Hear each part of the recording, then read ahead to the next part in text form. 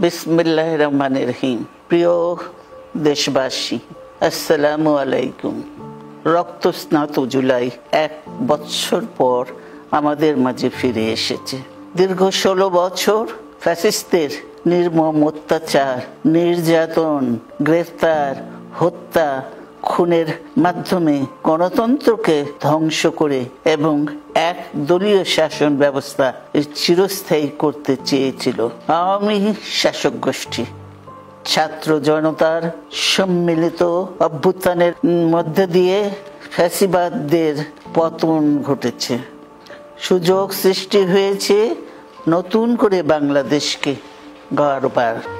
এই আন্দোলনে যারা শহীদ হয়েছেন তাদের জানাচ্ছি আন্তরিক শ্রদ্ধা, আহতদের সমবেদনা। তাদের এই আত্মত্যাগ জাতি চিরকাল মনে রাখবে। গুম, খুন, বিচার বহির্ভূত হত্যার শিকার যারা হয়েছেন তাদের তালিকা প্রস্তুত করতে হবে।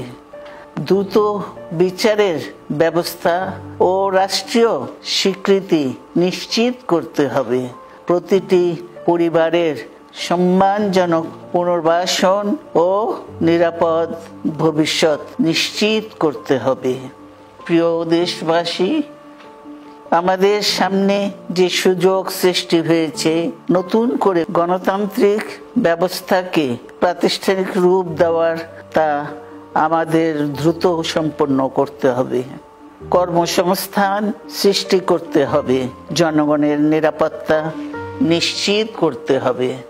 সর্বোপরি বাংলাদেশের স্বাধীনতা, সার্বভৌমত্বকে রক্ষা করতে হবে যে কোনো মূল্যে। বীরের এই রক্তস্রোত, মায়ের অশ্রুধারা যেন বৃথা না যায় তা নিশ্চিত করতে হবে। ঐক্য বজায় রাখতে হবে। আসুন আমরা সবাই মিলে শহীদ জিয়ার স্বপ্নকে বাস্তবায়িত করি কোটি মানুষের নতুন বাংলাদেশের নির্মাণের স্বপ্নকে। আল্লাহ হাফেজ। বাংলাদেশ জিন্দাবাদ।